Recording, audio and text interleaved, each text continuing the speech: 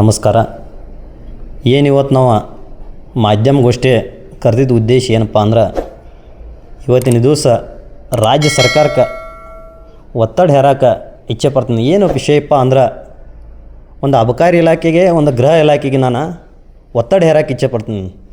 ಏನಪ್ಪ ಅಂದ್ರೆ, ಅಬಕಾರಿ ಇಲಾಖೆಗೆ ಏನಪ್ಪ ಒತ್ತಡ ಅಂದ್ರೆ, ಬೆಳಗಾವಿ ಜಿಲ್ಲೆ ಆಗಿರ್ಬೋದು, ನಮ್ಮ ರಾಜ್ಯದಲ್ಲಿ ಅತಿಕ್ರಮವಾಗಿ ಸರಾಯಿ, ಧೂಮಪಾನ, ಪಟ್ಟಿ ಅಂಗಡಿಯಲ್ಲಿ ಆಗಿರ್ಬೋದು, ಕಿರಾಣಿ ಅಂಗಡಿ ಆಗಿರ್ಬೋದು, ಡಾಬಾ ಆಗಿರ್ಬೋದು, ಅದೇ ಅಲ್ಲದೆ ಮುಚ್ಚುಮರೆ ಇಲ್ಲದೆ, ಕದ್ದು ಮುಚ್ಚಿ ಇಲ್ಲದೆ ರಾಜಾರೋಸವಾಗಿ ಅತಿಕ್ರಮವಾಗಿ ಮದ್ಯ ಮಾರಾಟ ಮಾಡತ್ತಾರೋ. ಇದರಿಂದ ನಮ್ಮ ಎಲ್ಲ ಯುವಕರ ಹಾಳಾಗತ್ತಾರೋ. ದಯಮಾಡಿ ಈ ಸಂಬಂಧಪಟ್ಟ ಅಬಕಾರಿ ಸಚಿವರಾದ RB ತಿಮ್ಮಾಪುರ್ ಸರ್ಗೆ ಮನವಿ ಮಾಡ್ಕೋತೀನಿ. ತತ್ಕ್ಷಣ ಇಂಥವ್ರ ಮ್ಯಾಲ ಕ್ರಮ ಆಗಬೇಕು. ತತ್ಕ್ಷಣ ಗ್ರಾಮದಲ್ಲಿ ಮಾರ್ತಕ್ಕಂಥ ಎಲ್ಲ ಮದ್ಯಪಾನ ಅಂಗಡಿಗಳನ್ನು ಬಂದ್ ಮಾಡಿಸ್ಬೇಕಂತೇಳಿ ಆಗ್ರಹ ಮಾಡ್ತೀನಿ. ಅದೇ ಥರನಾಗಿ ಗೃಹ ಇಲಾಖೆಗೂ ಕೂಡ ನಾ ಆಗ್ರಹ ಏನು ಮಾಡ್ತಾನಪ್ಪ ಅಂದ್ರೆ, ಅನೇಕ ಹಳ್ಳಿಗಳಾಗಿರ್ಬೋದು, ಅನೇಕ ನಗರಗಳಲ್ಲಿ ಏನಾಗುತ್ತಾ ಇದೆಯಪ್ಪ ಅಂದ್ರೆ, ಜೂಜಾಟಪ್ಪ ಅಂದ್ರೆ ಮಟಕ ಆಗಿರ್ಬೋದು, ಇಸ್ಪೀಟ್ ಆಗಿರ್ಬೋದು, ಇನ್ನೂ ಹಲವಾರು ಜೂಜಾಟದಿಂದ ಯುವಕರು ಆತ್ಮಹತ್ಯೆ ಮಾಡ್ಕೋತಾರ. ಅದಕ್ಕೆ ಗೃಹ ಇಲಾಖೆ ಏನು ಕಣ್ಣು ಮುಚ್ಕೊಂಡು ಕುಳಿತಿದೆಯನ, ದಯಮಾಡಿ ಇದಕ್ಕೆ ಕಡಿವಾಣ ಹಾಕಬೇಕು.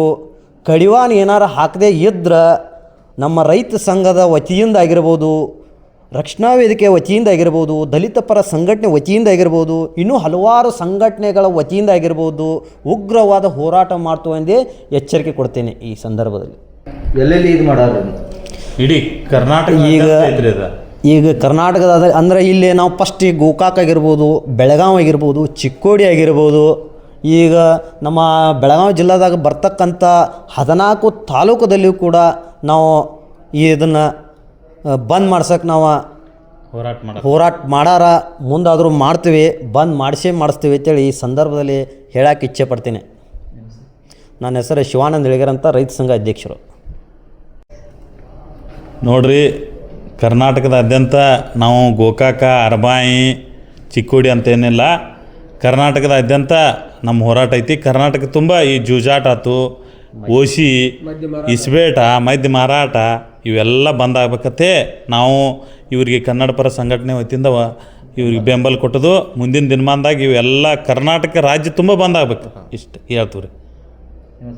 ಬಸವರಾಜ ತೇರಿ, ಉತ್ತರ ಕರ್ನಾಟಕ ಸೇನೆ ರಾಜ್ಯಾಧ್ಯಕ್ಷರು.